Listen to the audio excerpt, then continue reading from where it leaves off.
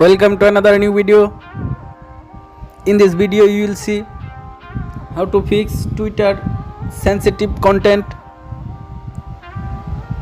Please follow complete the process.